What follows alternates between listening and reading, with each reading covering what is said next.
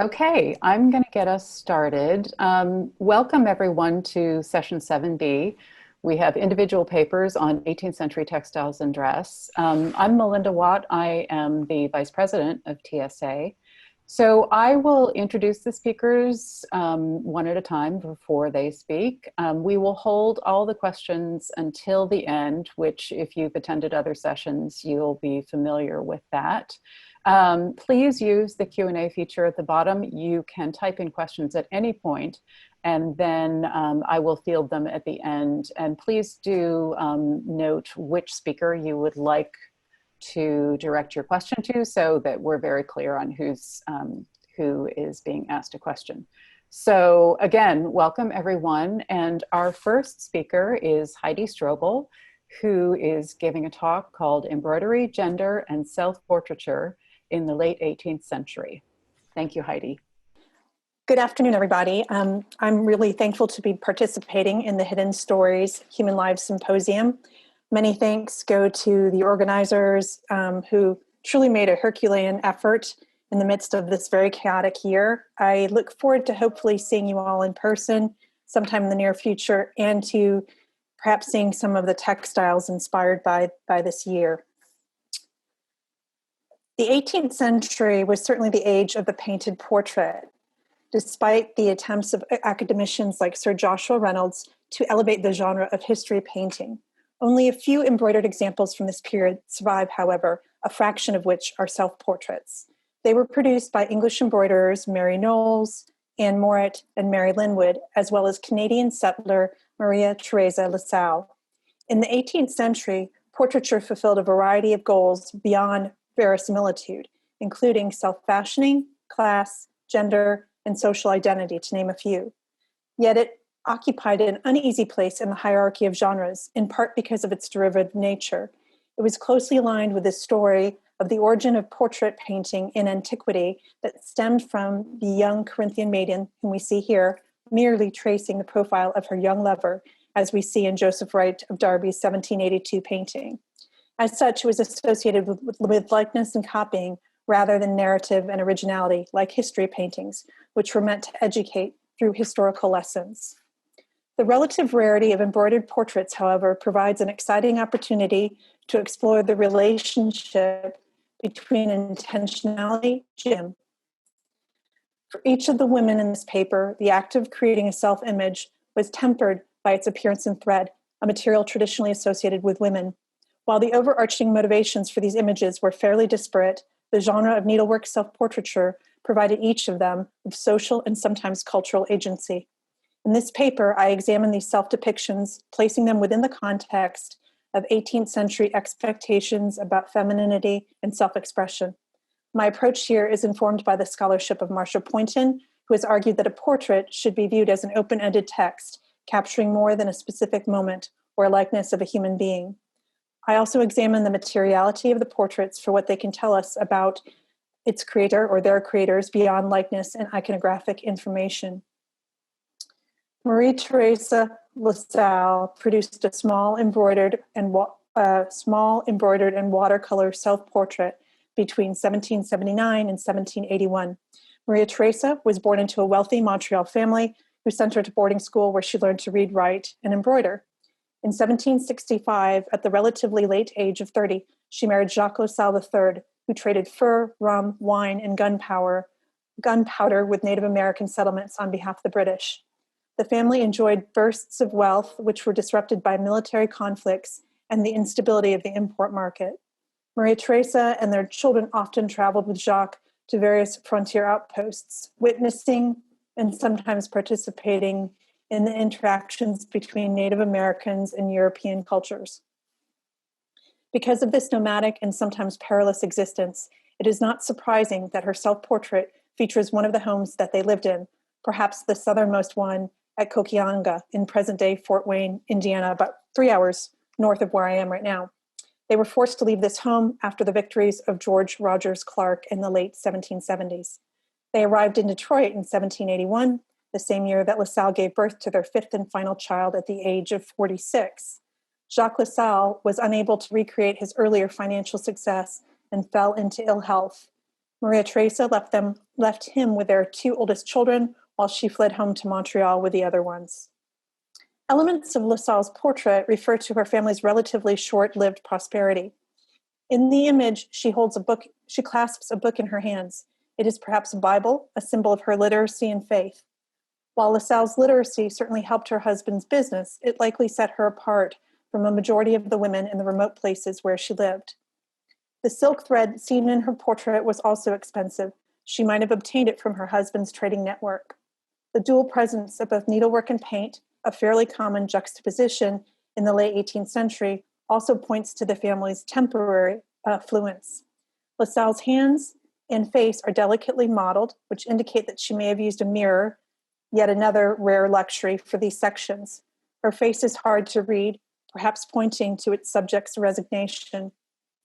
LaSalle's roaming lifestyle limited her access to artistic training, which perhaps explains the disproportionate relationship between the background of her textile and the foreground, which is mainly comprised of her full-length portrait. The background landscape features a log cabin and foliage created by short stitches on the right-hand side. Oil paint in the background suggests a luminous blue sky to the right, while brown paint on the left seems to imply an unfinished and partially embroidered tree. In addition to the background, the painted sections of the textile include her hands, and I think you can see that here. Unlike the other women in this paper, LaSalle's portrait is firmly anchored to geography and likely commemorated a stable period in one of the family's homes. Once instability re-entered the family orbit, the unsigned portrait likely served as a comfort and memento either to its creator or her estranged husband. Following Jacques' death in 1791, Maria Theresa's fortunes went into even greater decline. She died in September of 1819 at the age of 74 years. The modest size of LaSalle's portrait, 12 by 18 inches, plus her chaotic lifestyle, indicate that it was created for private use rather than public display. No other textiles made by her survive, which seems to confirm the personal nature of the work. LaSalle left no other records of what appears to have been a challenging existence. Mary Knowles' embroidered self-portrait was likewise created for a small audience. It is one of 3 extant textiles by Knowles, 2 of which are in the Royal Collection today. Knowles, who was active in the London Quaker community, was introduced to Queen Charlotte by fellow Quaker and American artist Benjamin West. This textile clearly emphasizes the importance of royal patronage, for it depicts Knowles working on an embroidered replica for the Queen. In 1771, Queen Charlotte paid Knowles £800 to replicate Johann Zoffny's 1771 oil portrait of King George. So here's the oil portrait that we see right here. And I apologize for the black and white image here. Here's Knowles's embroidered copy of it, and the 2 of them together. It is likely that Knowles created her self-portrait as a gift for Queen Charlotte, who was also renowned for her embroidery skills. After receiving this textile, the Queen hung it in one of her favorite residences, Kew Palace.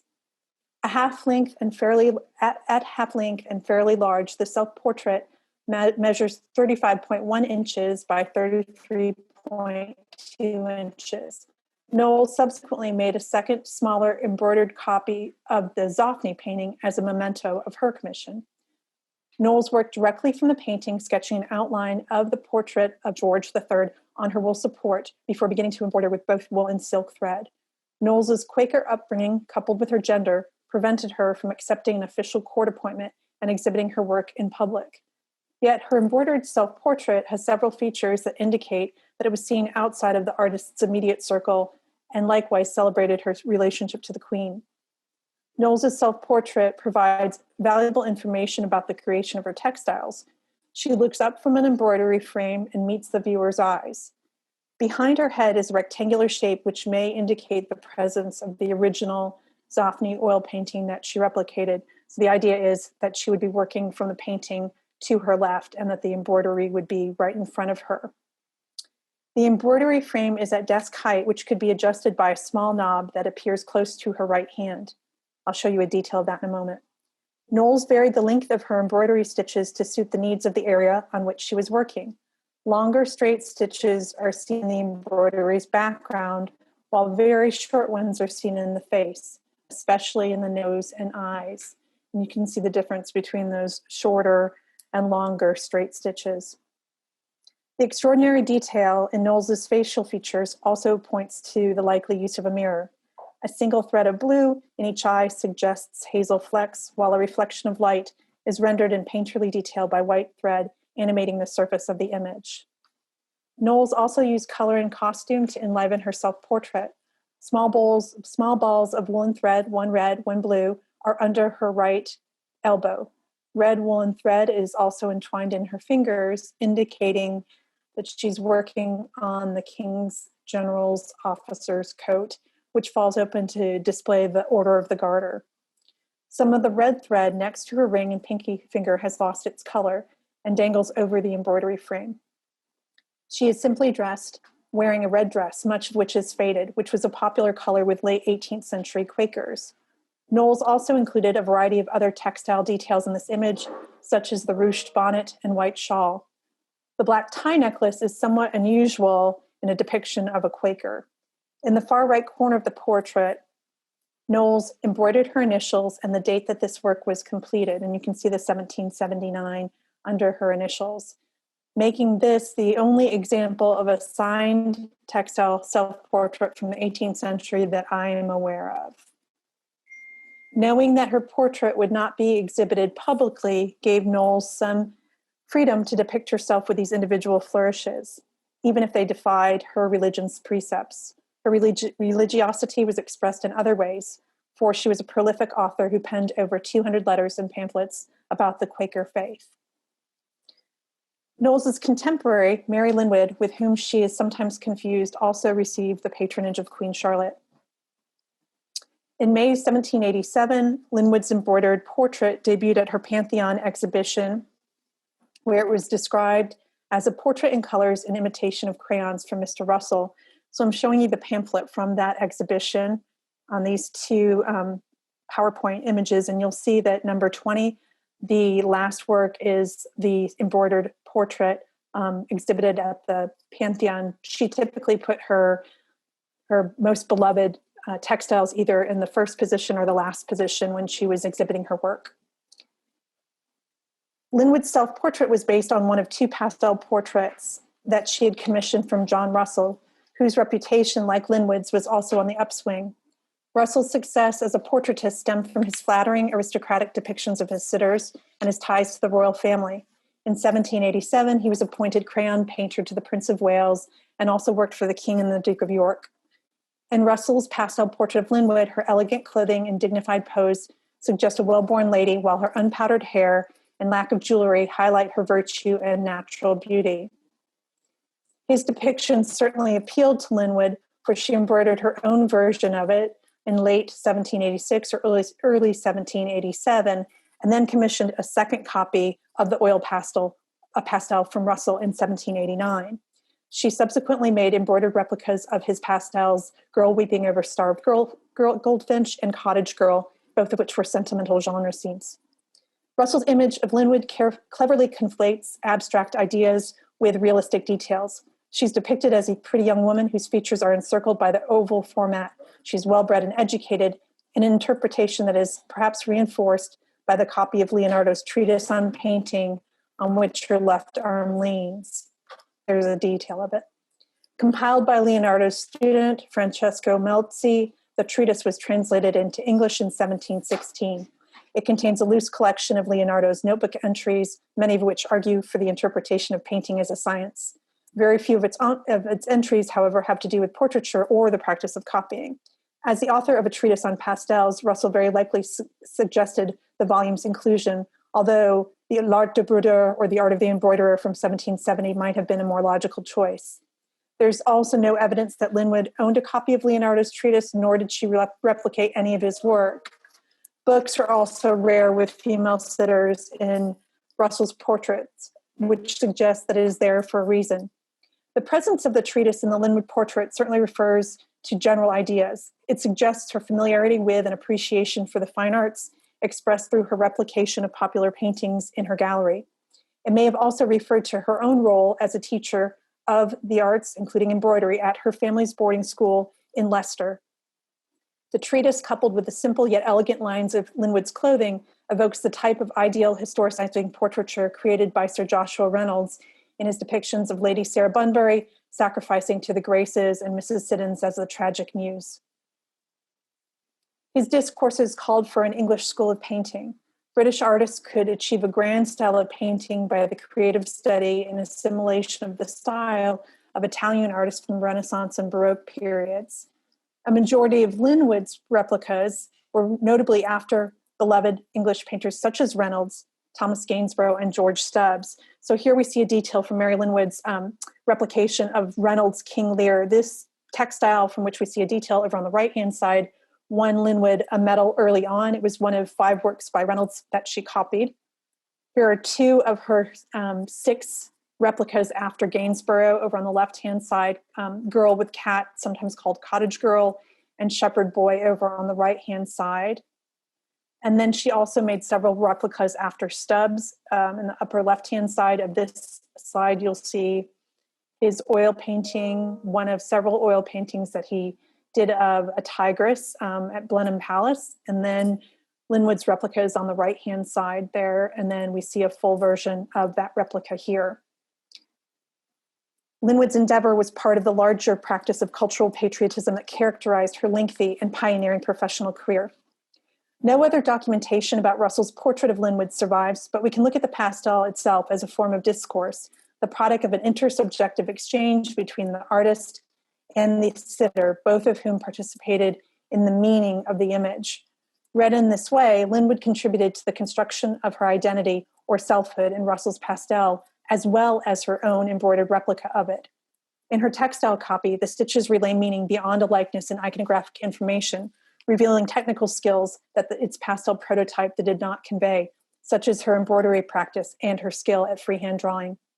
As Linwood began her needlework portrait, she drew a copy of Russell's pastel on her tightly woven tammy cloth, and then made a series of technical choices that distanced her embroidery from its prototype. She utilized the physical features of the embroidered portrait to express the unique qualities of the medium that could imitate both painting and sculpture. So I'm going to show you a couple of details here. While she used stitches of varying lengths to suggest brush strokes, as is seen in the background, curls, and collar, the stitches produced a sculptural effect that is hard to do with pastel. So she built up layers of stitches to suggest depth. The bodice, and there are a couple of examples of the curls in the collar. Because you can also see this in the bodice. The bodice itself is built up of multiple layers of wool that protrude from the image's surface, constructing a sculptural profile for the portrait. Throughout her career, Linwood used this blanketing technique to emphasize the most important parts of her textiles. The braided tie on her bodice in the center also dangles 3-dimensionally outside the oval picture frame. These alterations, along with other technical choices, emphasize the presence and action of her own hand. They transformed her from the passive subject in Russell's pastel to the author of her own self-portrait. For Linwood, the purpose and process of making her autobiographical replica were as important as the final product, for they expressed her artistic agency and ambitions for public success. Linwood's likeness is seen here, but so is her artistic practice, which is articulated through embroidery. It served as a statement of her future artistic goal of a large gallery space dedicated to the work of an emergent school of British painters. Linwood's Pantheon exhibition was a short-term one, but her goal of a permanent venue was realized in 1809 with the opening of her Leicester Square venue in London. She was the first woman in London to own a gallery space. Its success was symbolized by its 36-year tenure. The revenue from it made her a wealthy woman. While the copy of the Russell pastel debuted at the Pantheon, she continued to exhibit it. And in this image here, where you can see that arrow pointing above the large image, is her embroidered version of her self-portrait at the Leicester Square Gallery. Because Russell's pastel contains no references to embroidery, it was likely also interpreted by some as an image of an attractive, upper-class young woman gifted in the accomplishments of connoisseurship and decorative needlework. The fluidity of Russell's depictions certainly appealed to Linwood and spoke to her visitors about the interplay between portrait and self-portrait, original and copy, and amateur and professional in her artistic practice. The portrait also illustrated the intersection of the fine and decorative arts and the role of education, two concepts that were at the core of Linwood's oeuvre. There's no indication that Knowles and Linwood met, although it is likely, given that they were both prominent embroiderers who received the patronage of it. Like Linwood, Knowles varied the length of her embroidery stitches to suit the needs of the area on which she was working. In their self-portraits, both of them used longer stitches to articulate the embroidery's background, while very short ones are seen in facial features. Knowles is seen at work here, while Linwood is perhaps depicted in a moment of creative inspiration. Knowles's self-portrait is notably not a copy of another work, unlike Linwood's portrait replica. Linwood's textile measures 17.8 by 23.8 inches, the same size as its pastel prototype. It is slightly larger than the LaSalle portrait that I began with, but half the size of Knowles's self-portrait. While Linwood occasionally enlarged the copies that she made, she perhaps chose to keep the self-portrait relatively small as a nod to contemporary expectations about feminine modesty. A third British woman created embroidered copies that matched the needlework skill of Linwood and Knowles. Anne Eliza Moret of Yorkshire made 47 embroidered copies of paintings based on paintings and prints that she'd seen in her family's home and on visits to other country estates. Moret's aristocratic origins prevented her, however, from exhibiting her textiles in public. Thanks to Benjamin West, however, we have an image of Moret at work. And I'm going to apologize again for the quality of this image over on the left-hand side. The color is accurate, but I'm apologizing for that big old flash in the center of it. Moret's works are still in the family collection, not very keen to have their collection photographed. Between 1773 and 1778, West completed a portrait of her and several of her family members. She later made an embroidered version of this portrait, so she copied West's version of this portrait, focusing primarily on her chest and her head, so a bust-length image of herself, but it has not been photographed. In West's painting, Moret is seen looking up from her work with a slight smile on her face. She works at a horizontal embroidery frame that is also still owned by Moret's descendants. We can also see her working process here. She's got a finished example of one of her textiles, and here's another one as well. This is a final one, and you might notice the quality again is not good, but this has been signed in Latin by Anne Moret. The relative rarity of embroidered portraits, self-portraits in the 18th century can be explained by several reasons. Portraits were not an easy genre for women to master, for they required anatomical skill that was unavailable to them. Because embroidery could consume a considerable investment of time, effort, and material, it often depicted landscapes, flowers, and genre scenes, themes that facilitated its function as domestic decoration. This type of universal subject matter was more in line with the modesty expected of women in the 18th century. Yet, despite these limitations and other social and economic constraints, all four women in this paper chose to make their own textile portrait. Two of them were based on their own compositions to a varying degree. LaSalle, Knowles, and Moret had family resources to rely on, making it unnecessary for them to rely on needlework to support themselves. Linwood, the outlier in this group, came from a more modest background and never married. She utilized her needlework in an entrepreneurial way to participate in the London art world.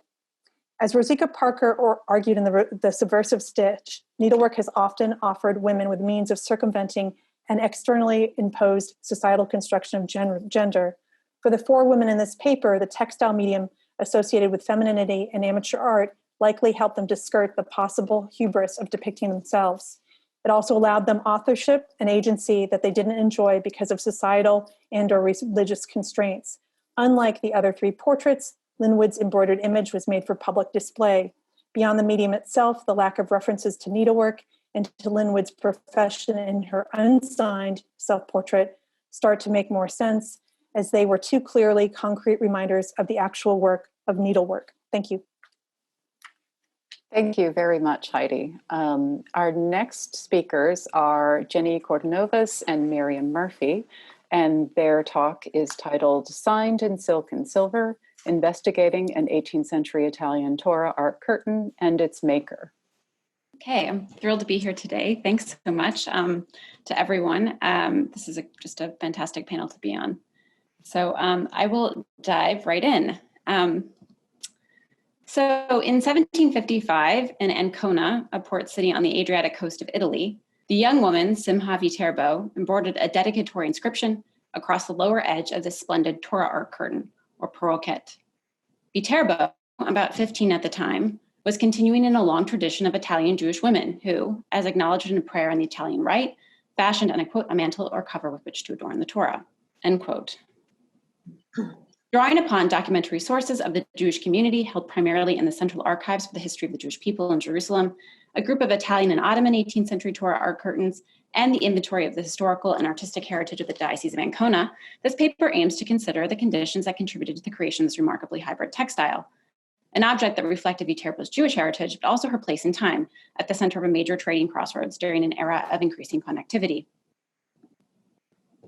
The largest and most conspicuous of synagogue textile furnishings, the paroquet hung in front of, or sometimes inside the Torah ark, an ornate cabinet that houses the sacred Torah scrolls and thus acts as a focal point of prayer. This painting of a synagogue interior from the 17th century shows a red curtain hanging from the Torah ark visible on the right side of the painting. The women look on from an elevated gallery. The men wear yellow hats, a discriminatory mandate that suggests this depicts a synagogue in a papal state, possibly in Ancona. As a papal state, Ancona was under the direct sovereign rule of the Pope. In 1555, the papal bull Cum Nimis Absurdum, among other indignities, severely restricted the professional and economic freedom of Jews living in the papal states, forcing most into just a few predominantly low-skilled trades, like secondhand textile dealing, and segregating them in ghettos. Although expressly prison neighborhoods, scholar Leslie Bemperad has suggested they also paradoxically offered security from what had been a constant threat of expulsion. This continuity of place, coupled with forced isolation of diverse communities of Jews together in a confined area, and I quote, favored the growth, if not the birth, of ceremonial art that enriched and embellished places of worship to a degree that went beyond ritual needs, end quote. The Jewish community of Ancona, like elsewhere in Italy, was comprised of three main cultural groups: Italianate, Sephardic, and Ashkenazic Jews. Sephardic Jews largely arrived after 1492, fleeing persecution and eventual expulsion from Spain. With them came increased trade with the East, thanks to familial networks established by Spanish Jews across the Ottoman Empire. And this is probably one of 10 maps we've seen of the Ottoman of areas of the Ottoman Empire. These are actually old trade routes from medieval times, but they persisted into the 18th century. These networks benefited Ancona, and despite always remaining a mid-sized port at least three different moments in its history, the city enjoyed outsized economic prosperity. One such moment was in the mid-18th century, thanks in large part to its designation as a free port in 1732. Free ports were open to captains or merchants from any nation, luring them with customs-free sale, storage, and re-export of goods. While economic historian Luca Andreoni suggested the city's new status did not particularly benefit Jewish traders, since it attracted English and French competition, it certainly resulted in an influx of goods and people from across Europe. As far as exports, Ancona was the exit port for the agricultural goods of the market region, and also for their robust silk trade, always attracting foreign traders. Leslie Bemperad suggests that this experience in the textile trade, whether as a shopkeeper, like, for instance, Anconite Consola Cinquento, who in 1739 sold new and old linens, lace, and Indians, or Indian, or practitioners of rinacciature, or expert mending, probably spurred increased professionalism in textile crafts like embroidery. And while initially limited to an internal market, by the 17th century, Jewish professional embroiders likely catered to customers outside the ghetto. The only documented evidence of their work, thanks primarily to inscriptions, was made for the synagogue, the center of Jewish life in Italy. Gifts of Torah art curtains, mantles, wrappers, and desk covers, often fashioned from repurposed luxury textiles, were frequently gifted to commemorate significant events in the life of a family.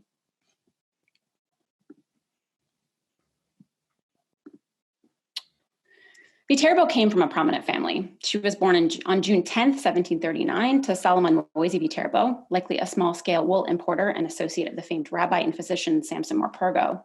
Thanks to a recent discovery by Joy Perugia at the Israel Museum in Jerusalem, we know that Viterbo made two other synagogue textiles: a Torah mantle in 1750 when she was 11, and a Torah wrapper in 1758 at the age of 19, both in a private collection. The term Habashar Mara in the inscription on the paraquet indicates she was not married at the time of its construction. Viterbo gave birth to her first child, Ferna, with Mordecai Raphael Viterbo in 1764, and her last child in 1767. She died at the age of 40, quite young, leaving a 12-year-old son, Vitali, who would go on to become a noted rabbi in Ancona. According to historian Michael Gasparoni, trousseaux of women in the Marche were particularly well equipped and included books and ritual objects. And while I was unable to virtually locate Viterbo's dowry record in the Ancona Municipal Archives, I did stumble upon a book printed in Venice by Bragandina in 1620 that was once owned by her father. Scholars suggest these so-called gate pages, which you see here, these title pages, influenced the design of contemporary broquette and Torah arcs. Ancona's Italian Rite Synagogue, constructed in 1635 and presumably attended by Viterbo, boasted a Torah arc with helical columns and silver repoussé doors featuring sunflowers, rising from a kind of gadrooned urn, and had side panels of floral garlands with a sort of broken pediment across the top. While austere on the exterior, the synagogue's interior mirrored the opulence and to some degree the design of nearby Baroque churches. This engagement with dominant Gentile culture was tempered by a desire to create uniquely Jewish spaces of worship, a sensibility that is evident in Viterbo's broquette. So now that I've kind of set the scene, I'll turn it over to my colleague Miriam, who will introduce this work in greater detail. So I would like to talk about the materials and construction of the broquette. As a conservator, my job is to physically examine objects, to ascertain their condition, and to carry out treatments as necessary to preserve them, as well as to inform their curators. The conservation work visible in this slide shows color-matched couching stitches, stabilizing the loose spans of wefts where the warp yarns are broken and lost. This work was carried out by the Israel Museum in Jerusalem, where the broquette was on long-term loan before entering our collection. Here, I also want to note that because we as conservators interact directly with objects, in cases where they have religious or sacred meaning to their cultures, we observe special considerations out of respect for them. For example, while working with this Torah arc curtain, I am mindful of the use of animal products, the combination of wool and linen, working on the Sabbath and festival days, and issues of correct disposal, as recommended by textile conservators Bernice Morris and Mary Brooks in 2007. All of the images in my slides are details of our broquette. It measures 87 by 66 inches and originally consisted of 3 layers. The ground cloth is satin weave silk, which was underlaid with a coarse plain weave bast fiber fabric. This fabric added body to the dress weight silk satin so it would hang as a panel and provided a stabilizing base for the heavy embroidery work. Damaged areas in a textile can reveal what cannot normally be seen, and in the right images, the bast fabric is visible in areas where the silk satin is lost through abrasion. In the middle image, taken through a broken side seam, the selvage of the silk satin fabric is visible. The view of the hidden seam allowance also shows that the color of the silk satin has not changed over time. You can also see the curtain's original linen lining, which was its 3rd layer of fabric. The first step after tensioning the ground and stabilizing fabrics together in a frame is to temporarily mark out the design, likely by pouncing powder through a pierced pattern. Padding such as vellum, wool, felt, or yarn is next stitched in place before sewing an applique over it to give the applique dimension. The left-hand image shows guipure, where metal threads are worked over a piece of vellum to form a solid area. The middle image shows a thinner piece of vellum through which silk shading embroidery was stitched, and the right image shows the thickness of the guipure's vellum padding. Here on the left, wool felt padding is visible, and in the middle and right images, the yarn padding is exposed. In the middle image, you can see a lattice of short parallel stitches that once gave dimension to strips of plate. In the right image, the long yarn groups defining the vertical sections are exposed. The fabrics Viterbo used for her applique are a red silk velvet and a green silk satin. I cannot say for sure whether she did all of the applique across the broquette before beginning her silk and metal thread embroidery or completed the embellishment motif by motif. There's very little fabric applique on the broquette compared with the amount of metal thread embroidery. The silk shading work, which is also known as thread or needle painting, would be embroidered next because the silk yarns could catch on the metal elements while stitching if they were in place first. Silk shading is accomplished with long and short stitches of silk thread. The spans of the stitches create a lustrous surface, and their interspersing optically shifts and blends the colors. The stitches can be worked all in one direction or can be angled to suggest the shape of the subject. The silk can be floss, which is an unplied silk fiber reeled straight from the silkworm cocoon, or applied yarn, as Viterbo used for the broquette. There are many combinations of metal thread embroidery stitches, which is also known as gold work, even when the metal is not gold, on this 35 square foot textile, and I have time to highlight just a few of them. Unlike modern metallic thread, which is commonly made with foiled paper wrapped around a thread core, metallic threads in Viterbo's time did contain metal. The metal could be silver, gold alloy, or silver, gold, or gilt plate over a base metal or copper. This is why older metal thread embroidery and trims can tarnish. Often the metal thread embroidery is padded to make it stand out even more, just as applique fabrics are. The metal can take the form of wire, plate, or sheets. Because the metal is so thin, it breaks easily, which is why much of the paraquet was lost over time. When new, it would have dazzled in candlelight. The untarnished metals would have reflected light, and the different colors, textures, and thicknesses of the metal threads in their padding would have caused the light to reflect in different ways across the surface. Finely drawn metal wire is wrapped around a yellow or gray or white, depending on the color of the metal thread, to create passing or metal thread. The center image shows the use of 3 types of passing to create different colors and textures. Where the metal is broken or lost, you can see the thread core. Plate is made by flattening a wire into a strip. The upper left image shows a close-up of metal plate, which is 1/32 of an inch wide. The yellow ropes across the surface are the silk threads that are couching it in place. The lower left image shows overlapping strips of plate laid over padding, as well as plate couched down in a lattice pattern. In the right image, chevron stripes of gold and silver plate alternate with pearl coils. Metal wire can be coiled into spirals, which are called pearl or bullion. The spirals can be left in a tight coil or pulled apart for an airier appearance. The spiral is then cut to length before being stitched in place. When pearls are cut into very short sections, they are called chips. The chips can be stitched in straight lines, S's, or rings directly onto the ground fabric or layered over appliques or other metal thread embroidery. In the lower left image, chips are decoratively couched over rows of plate. In the image on the right, chips in a pattern of X's and groups of 4 rings originally held a lattice work of plate against the ground fabric. Spangles are also known as paillettes, paillons, or sequins, and the terms tend to be used interchangeably. They can be created by coiling wire, then hammering it flat, which creates spangles with a central hole, or they can be cut or punched from a thin sheet of metal with a hole punched wherever desired. Spangles can be attached with multiple stitches through the central hole or sewn in place using a chip or a bead. Viterbo frequently applied the spangles on the paraquet over a circle of parchment to make them stand out even more. The metal elements must be laid and couched to the textile. The lengths are cut and laid in place, and tiny stitches across the metal couch them down. When the work is done, the ends of the metal threads and plates are plunged, literally poked through to the reverse of the ground fabric using a large-eyed needle, and the ends are couched against the reverse to hold them in place.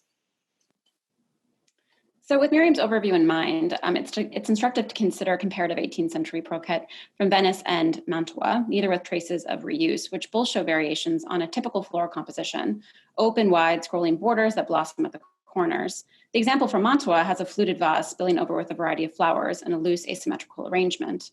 The Venetian example includes tablets of the covenant surrounded by a glory of clouds, a common motif on 17th and 18th century Torah art curtains brought to Italy by Ashkenazic Jews. Like Viterbo's paraquet, the Venetian curtain has lattice embroidery in the mode of Saint-Aubin, which was mentioned in our earlier talk, but it is rendered entirely in metal threads with no additions of polychrome embroidery or velvet appliques. When comparing Viterbo's curtain, when comparing Viterbo's curtain to the example from Mantua, several important distinctions become clear. While they both include naturalistic polychrome flowers, Viterbo's metal flowers, varyingly stylized, belie a singular source. Viterbo's design stands out for its ordered architectural approach to a botanical theme. Its central composition, a mass of stacked cartouche shells and diapered baskets, supports a balanced arrangement of flowers, and its floral border is narrow and enclosed. I argue it shares some key elements with the group of Ottoman 18th century embroidered curtains made primarily in Istanbul, Yanina, and Thessalonica in northeastern Greece. These examples, only 2 intended for Jewish use, show variations on a similar design adopted from an earlier prayer rug form. A vase of symmetrically arranged flowers, some recognizable and others abstracted, is set within a niche evoking the mihrab and surrounded by a narrow enclosed scrolling floral border. The triple arched mihrab design, in the collection of the Jewish Museum in New York references woven prayer rugs like this couple columned example in Slam's collection. Scholar Walter Denny and Vivian Mann have suggested that the couple columned motif, which is really evident in the woven example and not so much in the embroidered example, was brought over, it's actually a remnant of Nazareth architecture that was brought over by Spanish weavers who came to the Ottoman Empire and established weaving workshops. The pastel palette inclusions of flowers like carnations and roses and the cypress trees calls to mind embroidery and smaller domestic textiles. As attested by the French merchant Pierre de la Roque, these little muslin edged napkins with gold, silver, and silk borders were imported into Europe along with coffee in the late 17th century. Ottoman embroiders also made European-inspired items for the tourist market. Consider this pocketbook embroidered with polychrome naturalistic flowers, also made in 1755 in Istanbul, and a like example made a few decades earlier in Italy. Like Venice, Ancona housed Ancona emerged in the 16th century as one of the first European cities to have a merchant colony from Ottoman territories, primarily composed of Greek and Jewish traders. Those trade connections remained strong into the 18th century. From 1737 to 38, the greatest number of ships with orders from Anconite Jews overwhelmingly came from Ragusa, which is present-day Dubrovnik in Croatia, closely followed by Thessalonica, and included tobacco, wool, raw cotton, and textiles. These two Torah art curtains with a near identical twisted or Solomonic column motif illustrate the shared visual language of Jews living on the Eastern Adriatic and Mediterranean. The light blue example was made in Venice in the 17th century, and the yellow example with a depiction of the Blue Mosque was made in Istanbul 50 years later. Sacred Jewish textiles became increasingly lavish and technically complex in the 17th century, which I think you can see here in the comparison of this wrapper made by Livia Sipilia in Ancona some 70 years before Viterbo's curtain.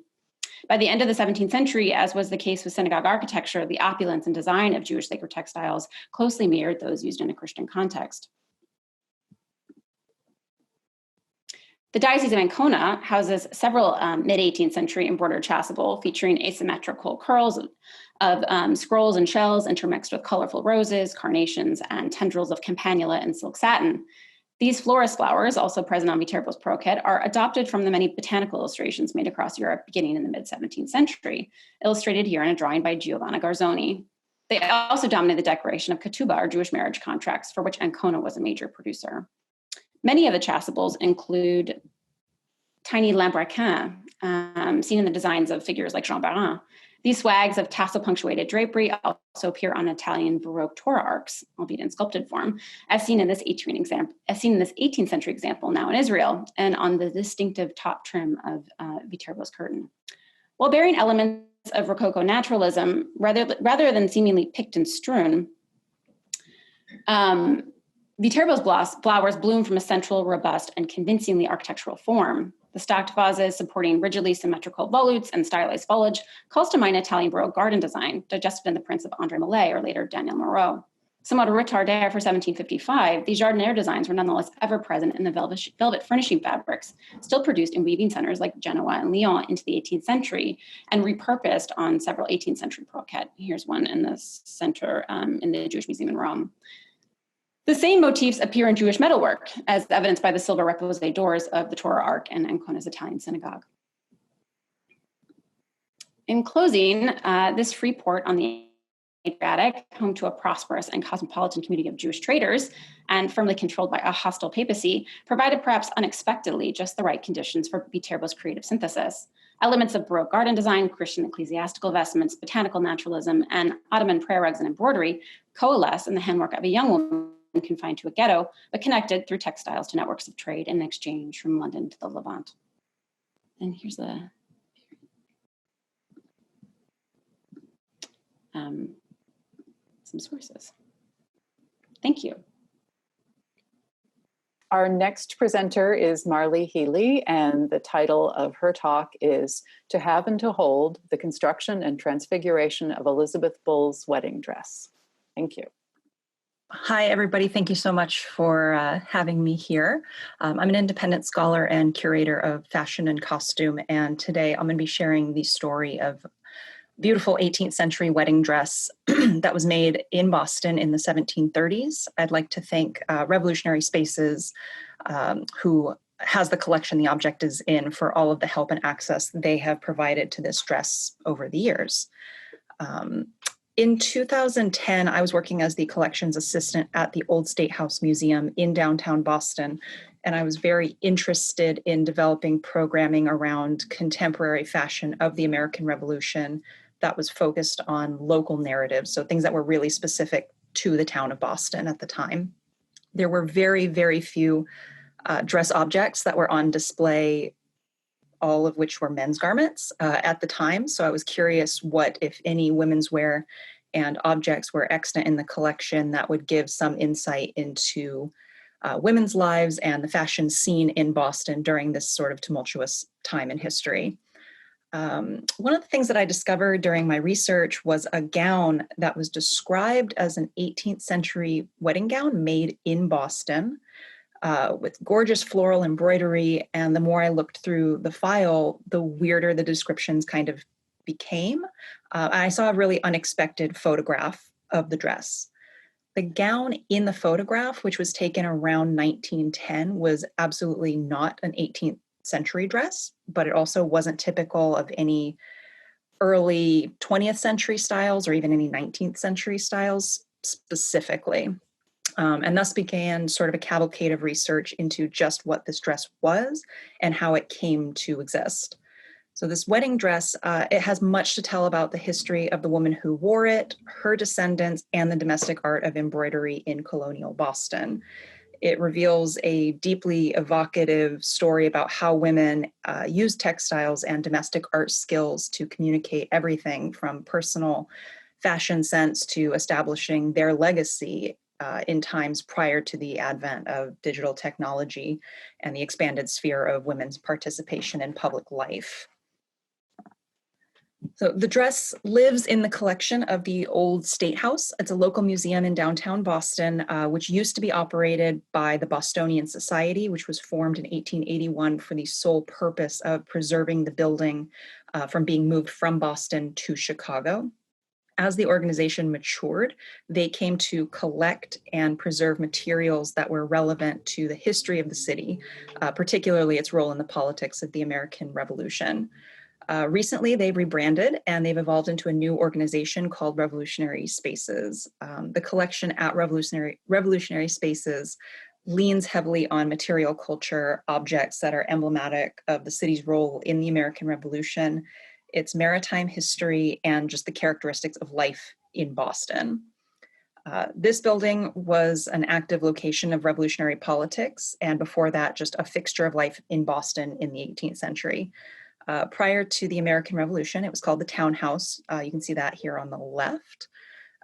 It was the seat of the Massachusetts Bay colonial government. So women would not have been allowed to participate in that construction of government, and actually they were not even allowed inside the building as spectators. So the irony of an object like this, which so plainly tells a woman-centric tale of life in the Massachusetts Bay colony, being housed in this collection is pretty amusing to me. The street that the building is situated on is called King Street prior to the American Revolution. Bet you can guess why that name had to change. It's a straight shot to Long Wharf, which was the busiest in Boston Harbor.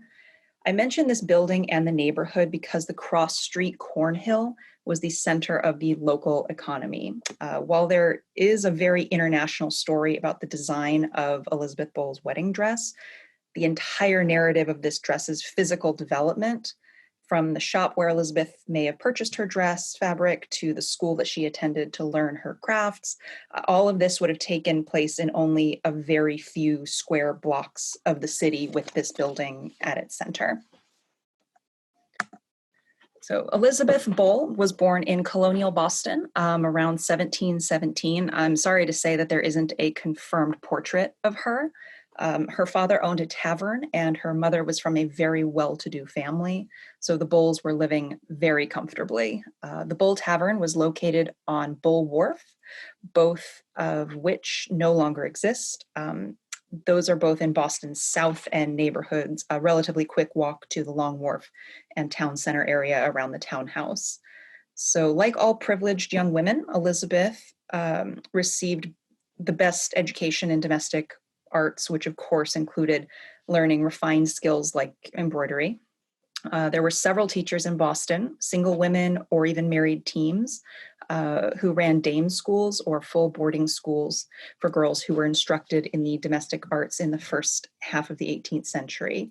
By about 1740, there were at least 7 of these schools operating in Boston, but there were probably many more undocumented or at least unadvertised.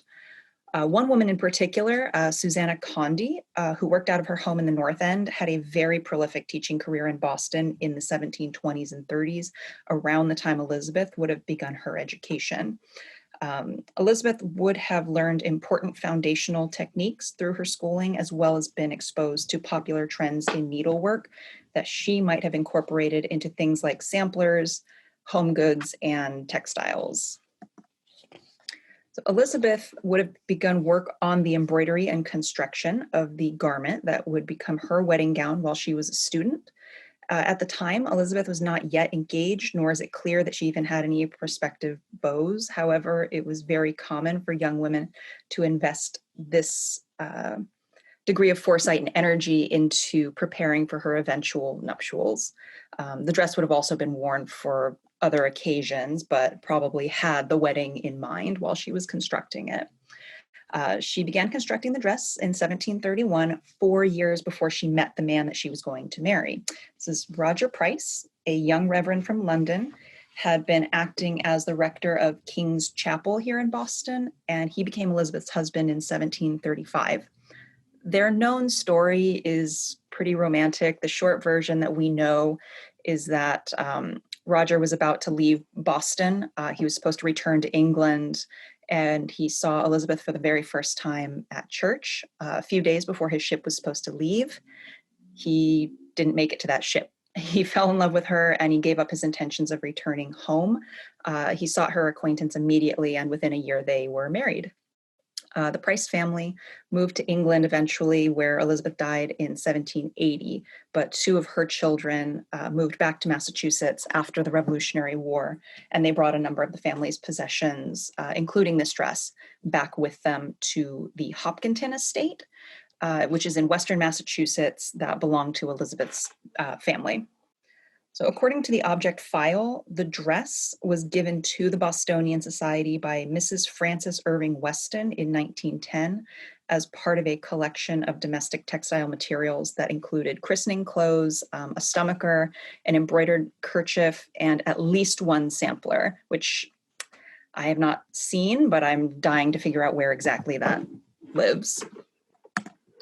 It's not 100% clear what the original silhouette or size of the dress would have been, since there are a number of pieces that have been either reworked, cut, or are no longer intact. Most likely, it would have been an open robe gown worn with a stomacher, given the popularity of the style in both England and the colonies in the 1730s, as well as our detection from the remaining original pieces of the gown that were interred with the dress in the storage box at the museum. The design and construction of this gown would have been handled by Elizabeth, perhaps with some assistance from her teacher or maybe her mother. There really weren't many mantua dressmakers in Boston in the early 18th century, and unless you were wealthy enough to outsource the work, the responsibility of garment creation rested on the women of each family anyways. So the pieces that are associated with the dress include an 18th century style petticoat, 2 18th century robings, an 18th century bodice back, and a 19th century dress. There are several different fabrics that make up all of these pieces. The original celadon green silk for Elizabeth's dress is thought to have been imported from Spitalfields, an area in London's East End renowned for its production of exceptional textiles. The silk industry had been well established in London, at least since the 1680s, and the reputation and distinction of Spitalfields silk would have carried enormous weight in Boston with the English transplants living here. The original celadon green color of Elizabeth's dress would have been perhaps a little bit closer to the color of this dress from LACMA's collection. It would have been closer to this, but obviously, in the past couple hundred years, that color has faded considerably, and you'll see in some later photos. The Bulls actually moved to England years before the American Revolution started, but the dress, of course, would have gone with them. So in addition to being worn for Elizabeth's wedding and other occasions in her own life, her daughter also named Elizabeth, would have worn the gown to the coronation celebration for King George III in 1760. The dress was also worn by one of her nieces, but for which occasion, we don't know. So here we get to get some of the good stuff. So crewel work is surface embroidery following a design that has already been applied to the fabric, but typically in the 1700s, this also inferred that the wool yarn would have been used in this technique. However, much of the floss on Elizabeth's dress is polychrome silk. Elizabeth's dress showcases her own sort of extraordinary prowess in crewel work, embroidery, and also her awareness of contemporary fashion trends. In the 1730s, floral embroidery styles were extremely popular in New England. You can see these are a couple really great examples from the Museum of Fine Arts here in Boston that have a very similar and some overlapping design elements.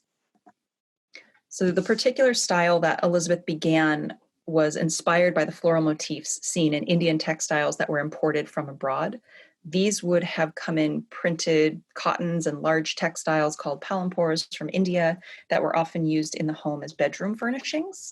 So you'll see lots of scrolling vines and leaves and large flowers, typically characterized as the tree of life pattern that was typical of these imported printed and embroidered materials. These were especially popular in Boston, and the people living here would have been of the first living in the colonies to adopt the latest British fashions due to the magnitude of the port of Boston. So it's clear that Elizabeth was also very cognizant of contemporary trends because the patterns and colors she chose are emblematic of the most fashionable motifs that are gracing these imported textiles at the time of her schooling in the early 1730s. You'll see many domestic textiles featuring this style of floral design in local collections, the largest of which is probably at the MFA here in Boston. Elizabeth was quite proficient, as you can see from the excellence of the embroidery, and it really impresses the quality of her education.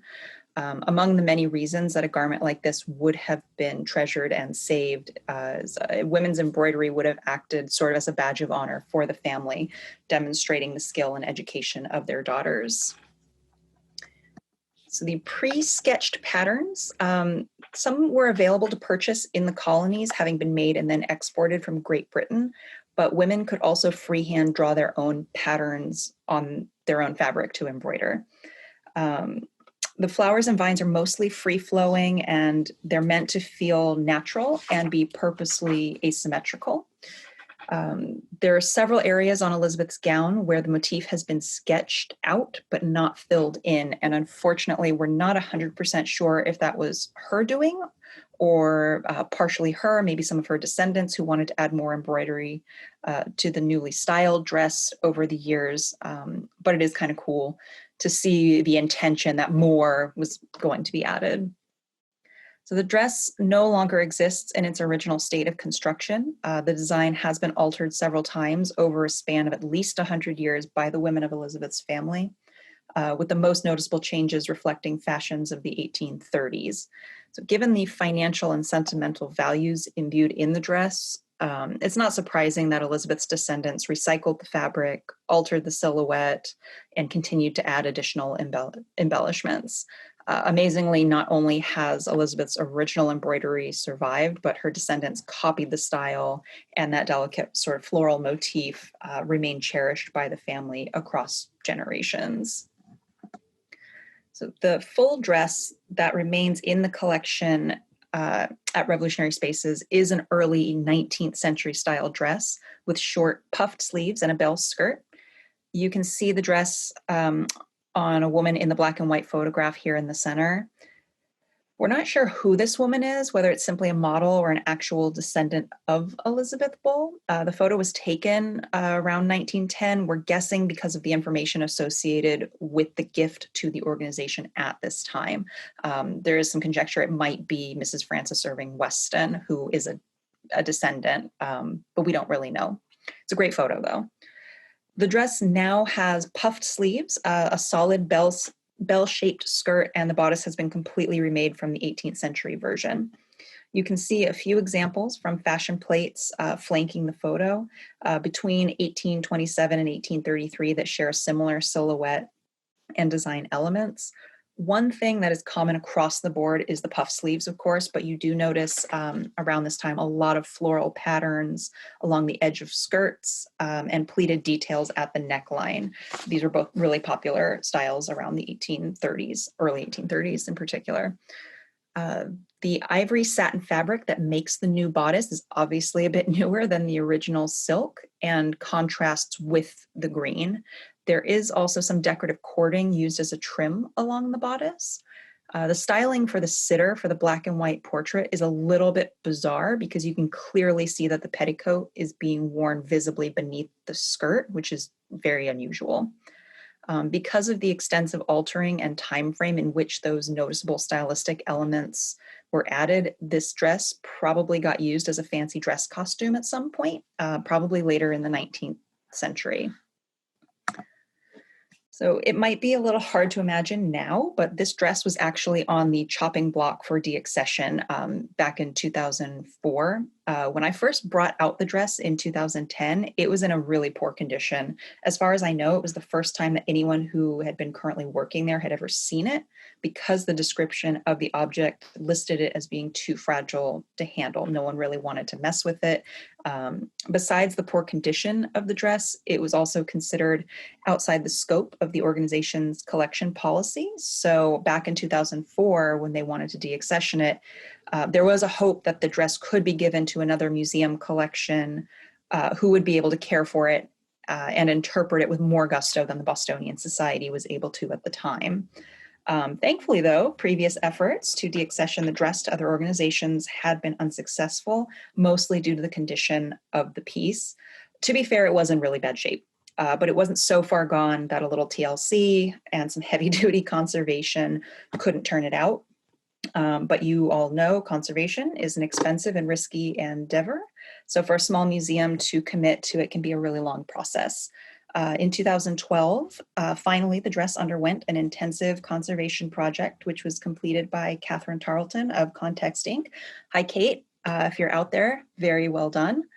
Interestingly enough, the original green silk, it was stained and faded, but it was in much better condition than the newer ivory silk that was added in the 1800s. You can see how badly split in these photos. The sleeves had become, the dress was cleaned using low suction vacuuming and humidifying areas to help relax the set-in creases from storage with minimal spot cleaning of the particularly stained areas. The weakened areas of fabric were stabilized with sheer fabric, and the sleeves had additional conservation challenges and had to be fully deconstructed, mounted on stabilizing material, and then reconstructed. Once the conservation was completed, the full 19th century dress was displayed on a mannequin, with viewers being able to walk completely around the dress to experience the full silhouette. The back of the bodice was also mounted and displayed so that viewers could compare the two different construction elements, hopefully impressing the idea of how stark the contrast would have been between the 18th and 19th century versions of the dress. The bodice back also demonstrates the exquisite and vast amounts of embroidery that Elizabeth completed. And when they displayed the underskirt separately, it was shown flat with an emphasis on viewing the embroidery bordering the edge.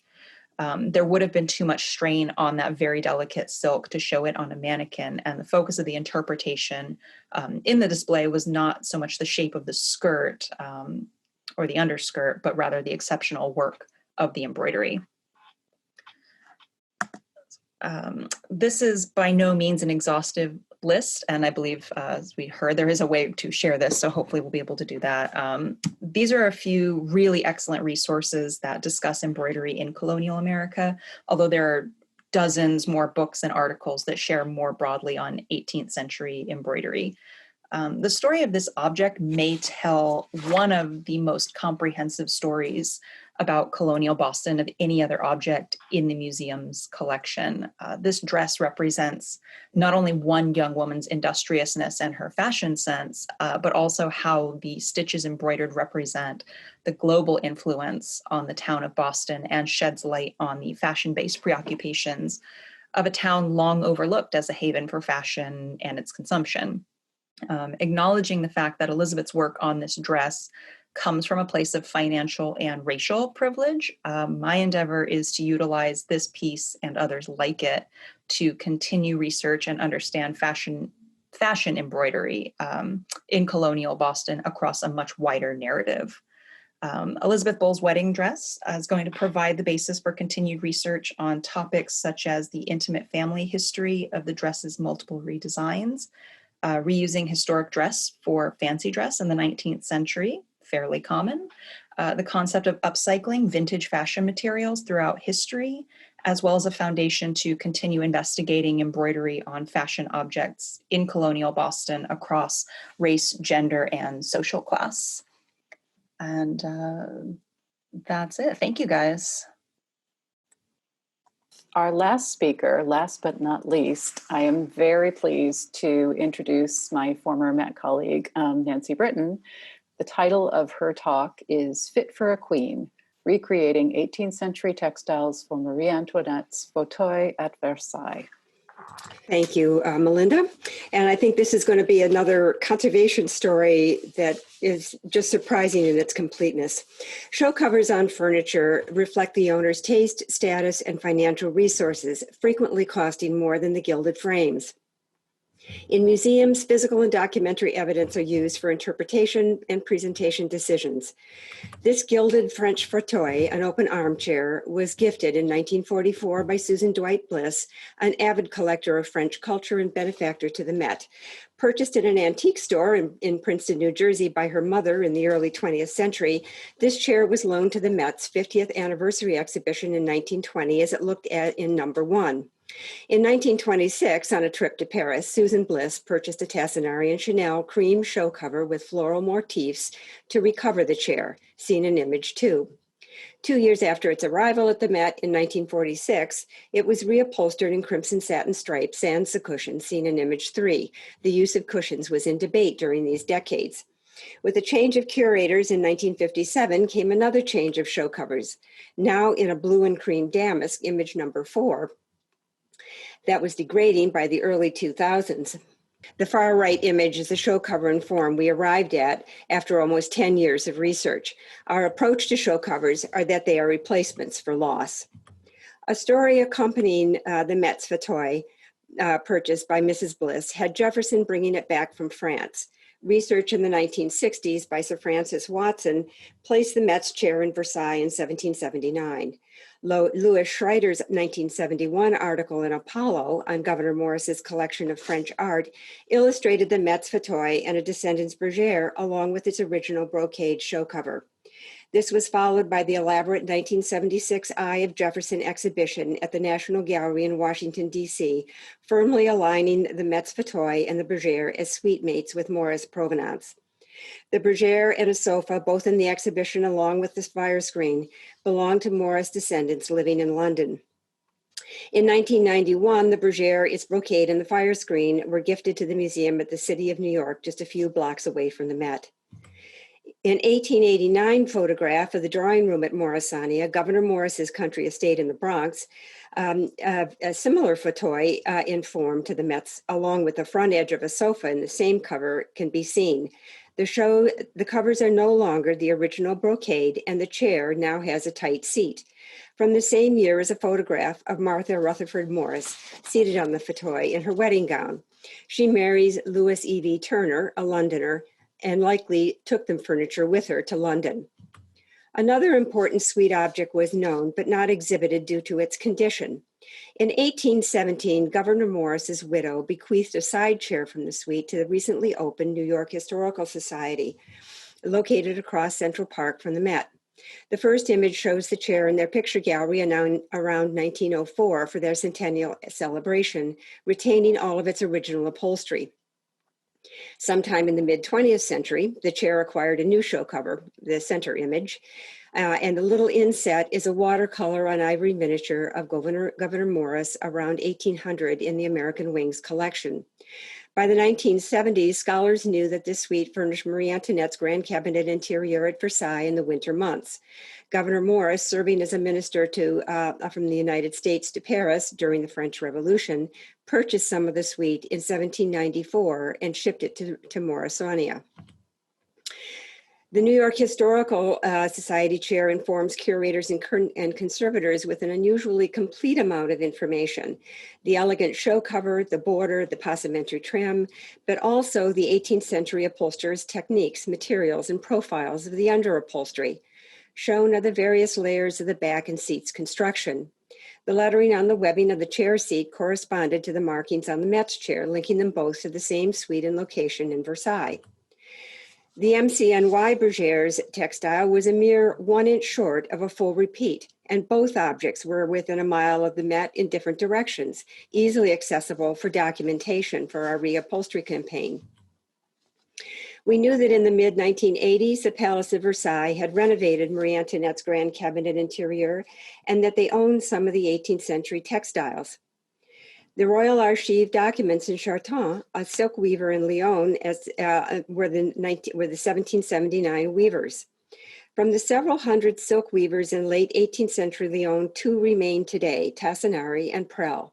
In the 19th century winnowing process, Tassinari bought out Charton and acquired their silk patterns. Over time, Tassinari both maintained and added to their archive, and this version was one of their period textiles. This design was considered the epitome of late 18th century French silk weaving. Versailles required hundreds of yards of fabric, and even they had budget challenges. Several versions displayed together were produced using cost reduction techniques. For some of the furniture, Versailles had the ground woven as a pale gold and white damask rather than a brocade, but continued to use the medallion as the textile's focus. The settee in the center received the elaborate brocade, complete with the cushions boxing, the borders surrounding it, and the passementerie. Tassinari made a more colorful version available to the decorating trade that was a considerably less expensive machine woven adaptation. This was accomplished by weaving in a single medallion design and largely eliminating its shading. The medallion was given a blue tint by slightly altering its weave structure. To reduce the number of colors, the shading was accomplished by alternating colored and white wefts, seen in the upper left. On a mindful budget, New York Historical Society used this version when they conserved their chair in the late 1990s, giving the presentation more visual complexity by using an off-the-shelf Ulez viscose trim and a polychrome border that was an off-the-shelf decorator narrowware. The blue and red schemes tied them together, and the light golden color of the border's ground transitioned the gilding into the rather too white of the brocade, reducing its glaring footprint. And I'm just showing this as kind of a tricks of the trade for the budget conscious. We also researched other examples of this brocade in collections, and an interestingly complicating factor arose. Eugenie, the wife of Napoleon III and the last French empress, was a great fan of Marie Antoinette and commissioned a reproduction of this design in the mid-19th century. Calouste Gulbenkian's salon Boucher at his Paris hotel that he acquired in 1922 is hung with this version. The 19th century reweaving is in the Gulbenkian Museum in Lisbon. Once we became familiar with the motifs, differences between the Marie Antoinette campaign and the Eugenie campaign became apparent. The most obvious and easily identified is the reversal of the garland under the scrolls, occurring when the jacquard cards of one motif are reversed in the card stacking. Another is the aging of the dyes over time, as the composition of mid-19th century dye stuffs shift differently than late 18th century dyes. Note particularly the lack of blues. The center medallions are traditionally woven separately, both for technical purposes and to allow the client to select the designs and control costs. These are then hand-sewn into the blank area left in the yardage in the middle image. Of the 14 original medallion designs known, Versailles used 8. The original and later weaving versions included asymmetrical panels seen in the center and used to bookend wall installations. Tassinari's strike-off on the right shows another variation in the garland where the motifs were mirror imaged, reducing production costs. Versailles chose to weave their center medallions with a blue ground, seen in the upper left, based on a mid-19th century colored print in the center image. This print depicted the brocade with blue highlighted medallions. The mid-19th century panel on the right shows distinct Napoleonic borders in a similar framing to the colored print. Importantly, both have the rose garland reversed. We used spectrophotometry, a non-invasive technique shown in the lower left, on the New York Historical Society medallion's ground to confirm that it was not blue, but the same ground color as in the fabric. An additional characteristic in the mid-19th century version is the use of only 3 medallion designs arranged in a progressing pattern, shifting one over in each row. By this point, we realized that in the intervening 25 years since Versailles' restoration, we had analytical tools available to us, such as dye analysis, that weren't an option to them. Importantly, we had the advantage of provenance objects close at hand and a highly skilled technical staff at Prell to assist us. These factors supported incurring the costs of a more accurate replication. We couldn't send these fragile textiles to France, so we took high-resolution images of the entire front and back, allowing the textile designer to see the individual threads for weave analysis. A further factor was that by 2013, the Tassinari family had sold their interest in the mill, reducing their flexibility to accommodate custom requests. Prell had retained the hand-weaving technology we needed and could most ably replicate this high-end late 18th century brocade. Several processes took place simultaneously. Communication between Prell and the Met took many forms, and initially we used an image of the cover marking corrections. Prell's designer, Fatma, used Pointe-Carré weaving software for the weave structure analysis and generated 2-size color images. We received her digital files to print out. Color placement and small design discrepancies were corrected and returned. This time-consuming process determined the accuracy of the design. Some of the original silks had color shifted, and to confirm the hue, HPLC, or high-performance liquid chromatography, was the dye analysis method used by the Met's textile chemist. Dull hues morphed into acid greens, bright pinks, and vibrant yellows. As we developed the colors and color groupings, the dye house in Lyon dyed small skeins that were sent to us to match against the textile. In the end, we had 26 silk floss colors and 7 chenille colors. At the start of the project, the number of individual elements were inventoried, and the length of the repeat and placement of the pieces were laid out so that the pattern could be placed correctly on the chair and the cushion, and the yardage quantities were finalized for the mill to weave. We continued to refer to the Versailles restoration. Another challenge was the ground color. The dye analysis was inconclusive, as very light colors have such a small percentage of dye stuffs to the weight of the fabric. One of the benefits of working with a company that has been in business since 1753 is their extensive archive. Their archivist, Anne Sophie, found several period textiles with champagne-colored grounds, and we dyed to that color. The borders surrounding the back, cushion, and seat rails presented several challenges. While all the information was there, the deterioration of the fragments was visually misleading as to their original appearance. Fortunately, the New York Historical Society fragments were accessible front and back for both the border and the passementerie. For Versailles in the mid-80s, before more advanced dye analysis techniques, the coloring of the borders was guesswork. Given the gilding's warm hue and the heavily degraded dyes in the New York historical border, Versailles chose browns and yellows. The prevailing wisdom at the time was that 3 colors were used in 18th century narrow borders, and that is what Versailles did.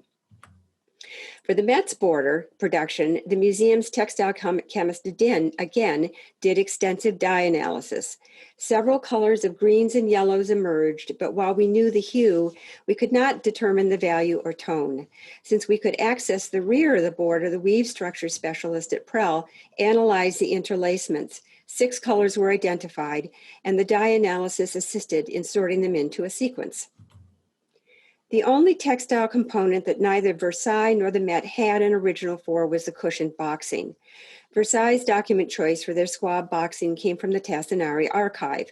Prell's document choice came from the Mobilier National. The two were remarkably similar in color with coin borders woven in. The Versailles choice at the bottom was wider and a brocade with finer rendering and detail. Prell's choice used a lampas structure and was narrower. While the Prell border choice was close in time period, it is a slightly later date and not the same high level of production. The boxing came from a tight seat, was not the correct dimension, and the design was directional, not mirror image from the center, as is usual in the period. sizing, recoloring, and translating the design into another weave structure and including the chenille yarns were some of the challenges for the mill's designer. And this is a comparison of the two period boxings with the two different replications and colorations. And then here are the two resulting borders with their two different renderings and colorings. And finally, the two different passementerie structures and colorings that completed the sequence. And here you can see the contrast between the Met and the Versailles cushions. And the Met's textiles, benefiting from the dye analysis, acquired considerably more color. Versailles was a large commission with many variations, and their version of the boxing was woven in two ways. Bandings on the curtains, seen behind the chair on the left, were woven with a blue ground. Versailles also had the boxing's floral scrolls woven in a mirror-imaged version. This meant that the curtains were bisymmetrical, and the boxing on the front of the settee had a centered motif that echoed the carving on the frame. The Met's production was too small to do this. The passementerie trim turned out to be complicated to replicate. Again, coloring was challenging. In the original on the right side, we can see how the subtle color shading of the filament silks was achieved in period, a technique no longer in use. Contrast this with the Versailles replacement trim in the lower left, and then the New York Historical Society mass-produced trim in the upper left. The intertwining of the GIMP elements creates dimension, making precision in their yarn diameters and beat during the weaving paramount. 10 strike-offs were made before the final weaving was approved. The top images show 3 of the strike-offs with various problems, but before the colors were established. Guillaume Verzier, the owner of Prel on the left, came for the final color matching and confirmation of the work. And with him are Daniela Grosshida, Met curator in ESDA, a colleague of Melinda's, a former colleague, that is, and Terry Wendell from Prel's New York showroom, all in the upholstery lab at the Met. Due to the number of colors in the brocade, the fabric was hand woven. In his late 30s and a lifelong brocade weaver at Prel, Sebastian said he never expects to weave such a complicated pattern again in his career. He is seen here setting up his loom and tying the warp to the front apron. Prel production produces a variety of highly complex weave structures, and a single weaver specializes in only one of them. Sebastian is the only person in the mill that weaves brocade, so we received only his work. Brocades are woven upside down, and for our production, we selected a single medallion design that was woven into the yardage, not separately sewn on. The shuttles with the many colors are placed in a precise sequence on his workboard at the front of the loom, and Sebastian reads a weft color sequence and uses his strike-off sample as a reference as he places by hand the many weft colors in chenille and silk floss in the correct pattern across the shed. He averaged about 1 inch a day of weaving in this brocade. On the left, hanging just below the ceiling, are the punched pattern cards.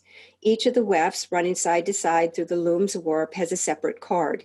When the weaver steps on a pedal, a new pattern card moves into the jacquard head and reads the holes in the card, selecting the correct warps to raise for the weaver. The full repeat is 26.5 inches long and has over 100 wefts per inch. The pattern required over 2,700 cards. Sebastian is weaving the narrow bands here, set up as yardage with 6 across. The shuttles are laid out in groups of 6 for the weft sequences. Sebastian said weaving the narrow borders was the most boring part, and just the borders took over 2 months to weave. The fabrics arrived. The cushion boxing is on the left, the yardage is in the center, and then the narrow borders on the right. And then I kind of step in here, and we really use non and low interventive upholstery methods in upholstery conservation, reducing or eliminating the attachments to the frame. And here we are assembling the back unit using traditional materials and techniques, except for attaching materials all by sewing, not tacking. This reduces damage to the frame, preserves the historical information, and does not add any information to the frame. We did the same on the seat. The conservation materials are tested and inert. All the textiles are wet cleaned and fillings are anoxically treated before being used. And then I cut it all up and sewed it all back together. And a major difference in upholstery fabrics in current production is period fabrics are lightweight, like dress materials, tissue weight. Current productions actually are heavy silk satins. And this makes quite a difference in how the fabric is handled during the upholstery fabrication, which turned out to be kind of a challenge.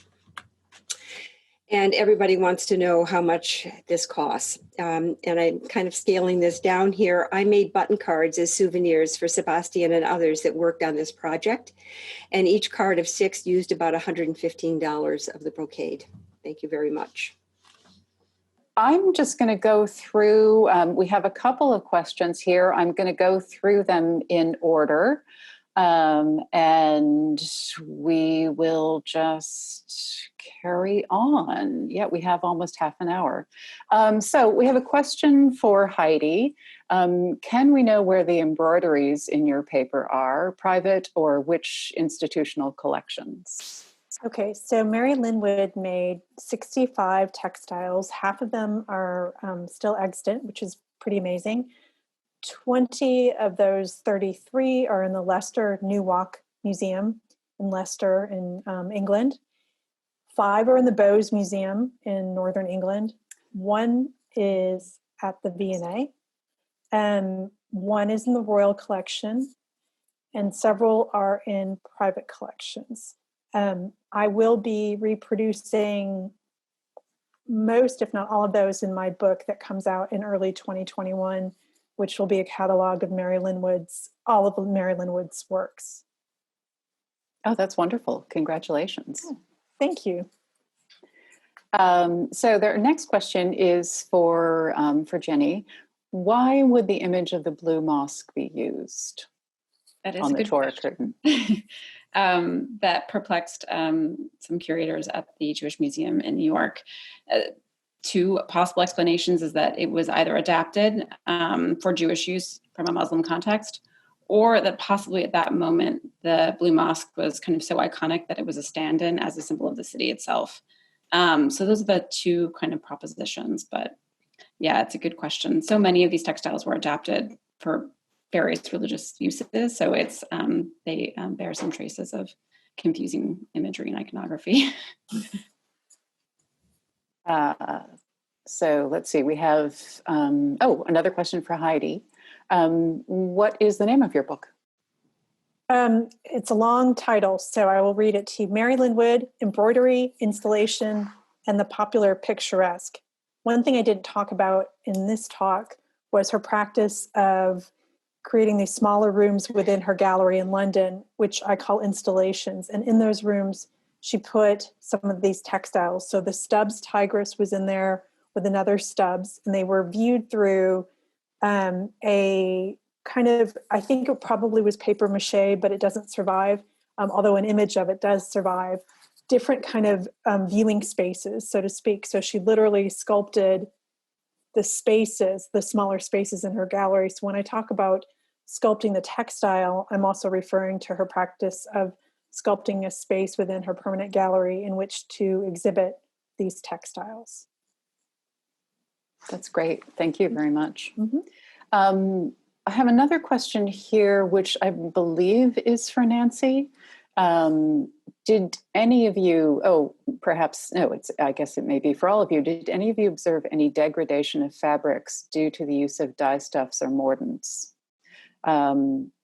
Actually, maybe we'll work in reverse order. Nancy, do you want to talk about that? Degradation due to dye stuffs and mordants? Well, we actually were not really working with the original show cover. Well, I mean, you saw the condition of the show cover. You saw the condition in 1904. It was badly deteriorated, but our dye chemist was surprised at how much information she was able to get out of those deteriorated dyes. So that was interesting. Yeah. Nancy, do you think the degradation, I mean, it's upholstery fabric, so you have wear and tear from use, light damage? I think there's so many different factors. I probably shouldn't be saying this so publicly. The New York Historical Society has the reason that we have all that original fabric, even though it's in that condition, is because they're a poor institution. So they have not been able to take care of it, which is why it is in the condition it is. But on the other hand, we still have it. And even in the center, the stripes that were put on it in the mid-50s, which probably emulated what happened with the Met's show cover in that same period, it just simply encased all the underupholstery. They never removed anything. So it was great. Yeah. Nice. Oh, it's fantastic to have that evidence. Does anyone else want to speak about degradation of from dyestuffs or mordants, if you have any specific information? Miriam, do you have anything to say about that? Yeah, actually, one or two of the silk yarn colors is completely missing across the paraquet, which is why you can see the parchment foundation. It's, where it had been and is now gone. You can see the needle holes through the parchment, and it's consistent. They're two of the darker red colors, sort of dark pink. I assume it was something to do with the mordant chemistry or possibly the dye stuff. It would have been a vegetable dye, of course, but over time, it just didn't survive the conditions that the paraquet was in. So it's missing across the entire face of the paraquet. Oh, interesting. Thank you. I have another thought actually about this, because we have textile people here. This is a question that has yet to be asked. And I think this is a good group to ask it of. And it probably should be a time capsule raffle. How long do you think the reproduction fabric is going to last in that museum, in our museum? There's actually a related question here, Nancy. Do you expect that in 50 years, the ability to do this type of work will be impossible due to lost skills? Which I imagine that's the direction we're heading in terms of the weaver skills. Well, actually, I just had a communication with Guillaume Verzier at Prel. And he said that it was difficult. They've actually locked down again for the pandemic, and his weavers can't come in. But what he's doing is actually buying more equipment and hiring people to be apprentices for continuing this work. So perhaps in Prel's case, they see enough of a market to keep going. That's fantastic. Did anyone else want to comment on the mordants or dye stuffs and loss of threads? I could say something. Not so much degradation. The degradation with Marilyn Wood, her textiles came more from light than anything, from being in direct sunlight, of course. But one thing that's interesting about her is that she actually was from this community connected to textile production in Leicester, which is a center of textile production. I'm sure most of us know that. And she, had them hand dyed to her own specifications. So one thing I talk about in my book is this idea of using wool as much as possible as another iteration of this patriotism that's part of her broader project, using products, shopping local, basically. So that's fantastic. All I want to say. Yeah. Oh, that's really interesting. Yeah. Two more questions for Nancy. One about the use of chenille threads, which you mentioned, which if you want to just speak about that a little bit more, and then the use of the term show cover. Oh, okay. First, show cover. Sorry, that's an upholstery term, and that is that's the cover that goes over the underupholstery that usually the client chooses. Chenille threads seem to be used starting in the probably mid 18th century, maybe a little bit earlier than that. It actually presented some problems for Sebastian, the weaver, because he needs to put 2 wefts in between each chenille thread in order to lock it in. So actually the weaving took longer. And Prel had quite a time procuring those. We actually ordered in the end, we ordered quite a bit of fabric because it actually didn't cost us that much more, because of things like the chenille thread and what it would cost us to do a small batch versus a large batch. Nancy, do I remember correctly that that chenille thread was actually a stock that was several decades old? Oh, I asked I asked Guy on that.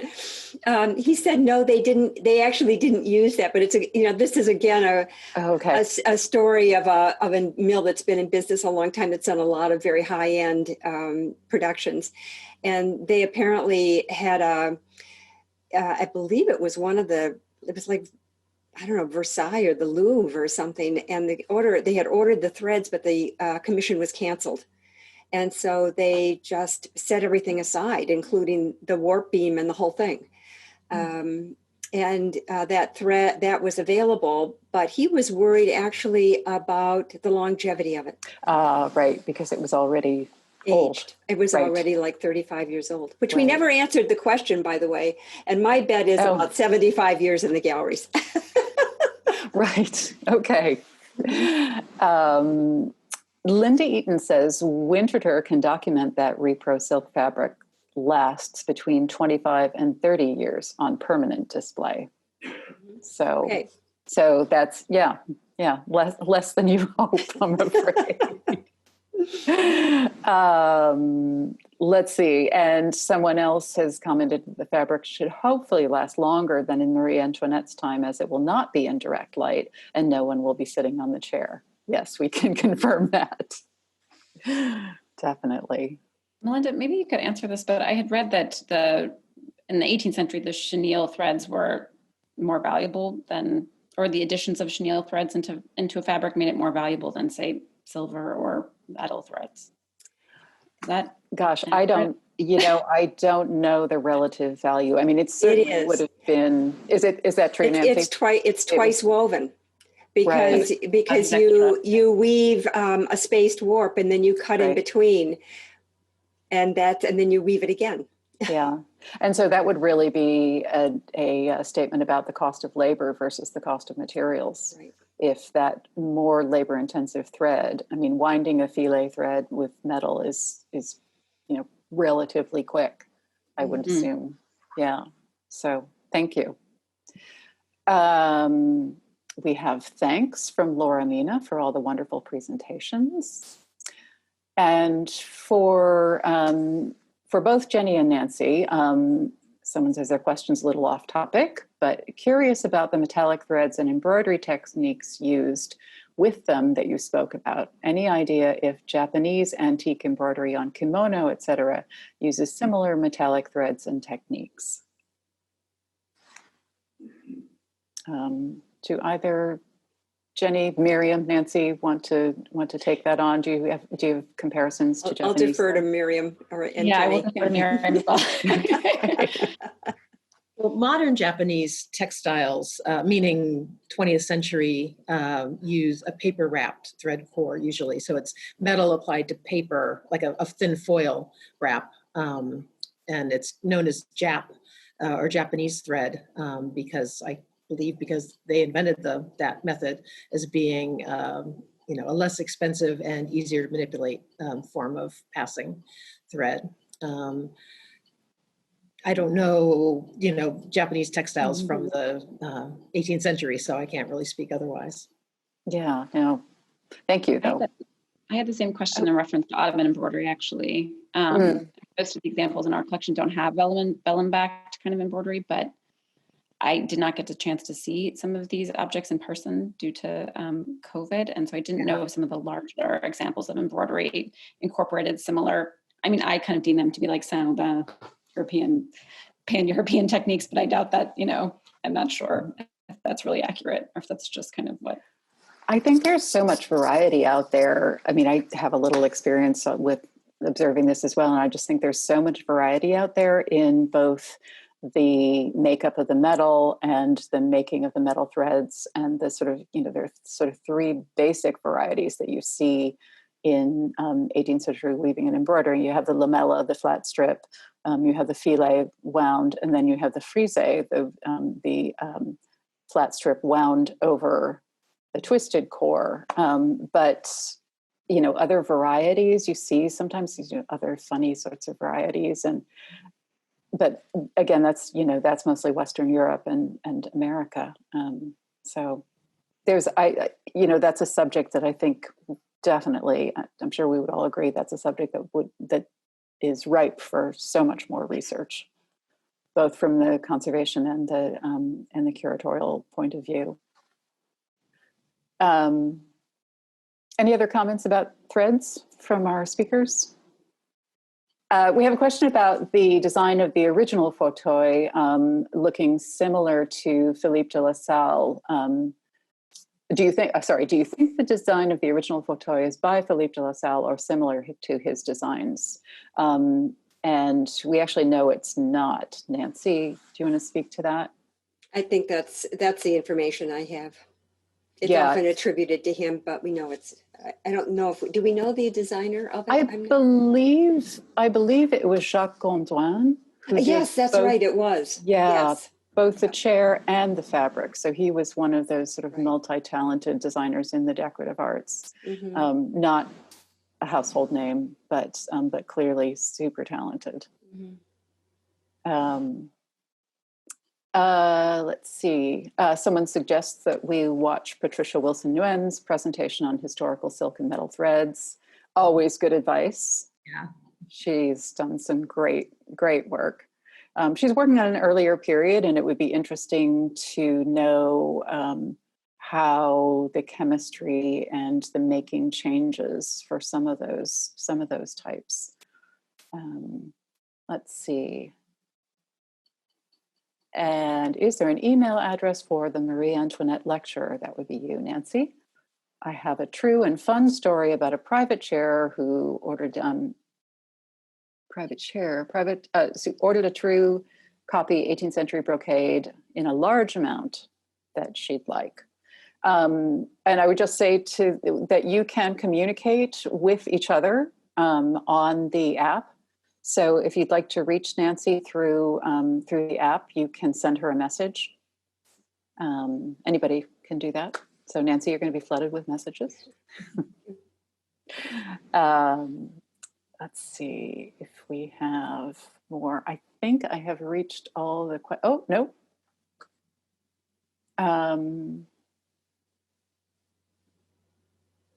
So another person who says they're slightly off topic, but I think everybody's right on topic today.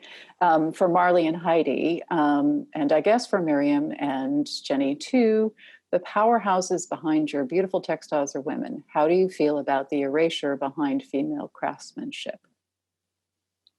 Well, that will keep us going to the end of the session. How much time do we have? I know. Yeah, Marley, since you're the first named person, why don't you jump in there? I mean, in the case specifically of Elizabeth Bull and this particular dress, I don't know how much it is sort of erasure of her story specifically, or women's accomplishments. It's just that in a lot of, in my experience, I don't know if you guys can kind of talk to this as well, but in a lot of small organizations in New England, a lot of heavy focus has to do with stories that are not necessarily women focused. So the objects that are collected, even if they're, dresses and gowns or samplers, things like that, they're considered women's work. Embroidered things they're women's work. So they're not really always looked at in the context of like a larger contribution to the contemporary society, as fashion-based. Like I look at objects more as fashion-based things as opposed to, simply decorative art or things like that. A lot of it has to do with who is in charge of curating those collections and what the interpretation is. It's hard not to take it a little bit personally, but that's my bent. That's what I'm interested in. I'm interested in women's stories, that they tell through fashion objects. So when I look at collection objects, that's what I'm looking for. So it's not so much, in my opinion, that they've been, erased. It's just that they're overshadowed by another context or a more prominent curatorial perspective. And it's also sort of, you raise awareness of these objects and then you kind of get those stories told. you try to be as positive, put a positive spin on looking at these things as you can. Right, thank you. Heidi, did you want to add to that? Yes, I could probably speak for an hour about this, but I'll try to keep it shorter than that. So, I mean, yes, I am frustrated by this in many ways. You know, Linwood often gets associated with Mary Knowles, and they all get mixed in. You know, Morit gets mixed in with Knowles and Linwood, and there's on the part of art historians a desire to link them beyond the fact that they produce these portraits. You know, to say this one must have taught this one, which didn't happen. I think it's frustrating that Linwood has not been given the kind of kudos for being the first female gallery owner in London. And her gallery was open for 36 years. And when she died, she left an estate of £45,000, which is roughly equivalent to 5.1 million pounds today.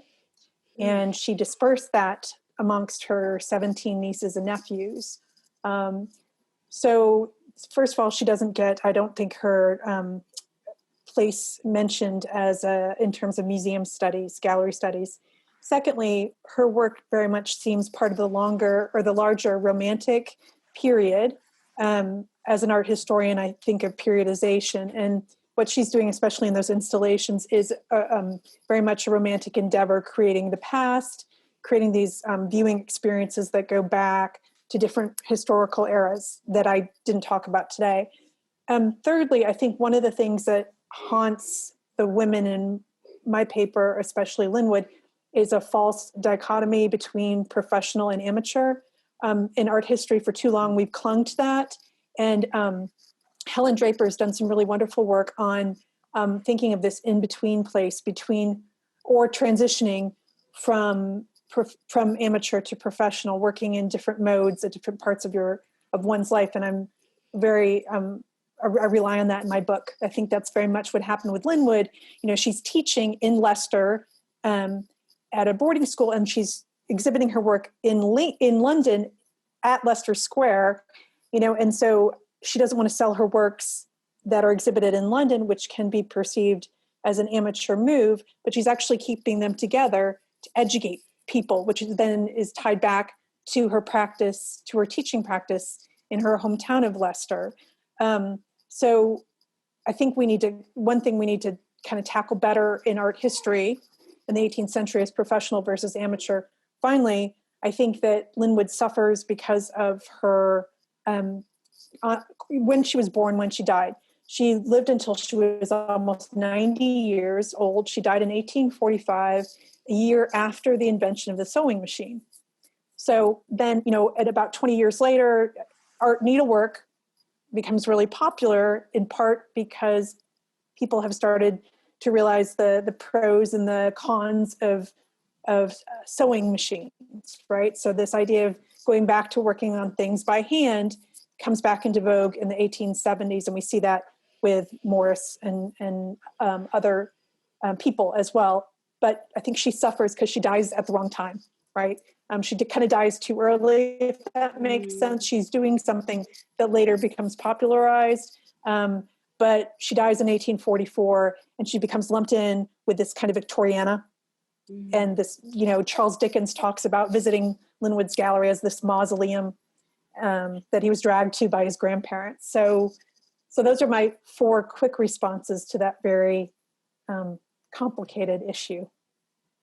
I'm really glad you brought up the amateur versus professional issue. And yes, as you say, we could talk about this for the rest of the conference, but I think that's such an important element of the difficulty of women's histories, is this idea that if you are a professional making something that is not useful, you're an artist. But if you are not doing this for a living, or if you are doing it for a living, but it has some sort of nominal use to it, yeah, okay, we could go on and on, but this is not my this isn't my panel. Miriam and Jenny, did you have anything to say about female craftsmanship? I mean, I think in the Jewish context, it's interesting because, at least in the 18th century, Jews are not really, at least in Italy, are not generally allowed to join silver guilds. So most of the other types of synagogue objects are actually made by Christians. And so scholars tend to identify sort of embroidery work as one of the few, like truly autonomous sort of creative practices of Jews in the kind of ghetto period of Italy.